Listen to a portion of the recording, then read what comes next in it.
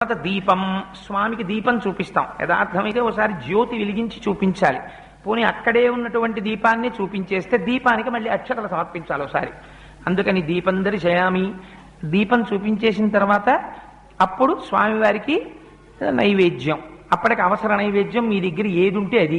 ఒకవేళ ఏదీ లేదనుకోండి, బాగా జ్ఞాపకం పెట్టుకోండి ఒక విషయాన్ని.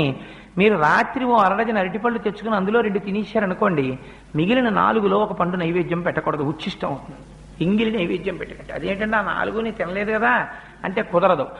ఒకే అంచుకు వేలాడుతున్నటువంటి పళ్ళలో కొన్నిటిని మీరు తిని కొన్నిటిని నివేదన చేయడానికి వీలు లేదు. కానీ ఒక అరడజన అరటిపళ్ళు తెచ్చి 2 తుంపి పూజ గదిలో పెట్టి 4 పళ్ళు మీరు తింటే దోషం లేదు. ఎందుకంటే ముందే విడతీసి ఈశ్వరుడి కోసం పెట్టేశారు. అందుకే శాస్త్రం అంది. మరి ఇలా ఒక్కొక్క రోజున ఇంట్లో అసలు ఉచ్చిష్టం కాని పదార్థం లేకపోతే మరి నివేదన ఎలాగా అంటే శాస్త్రంలో రహస్యం ఏంటంటే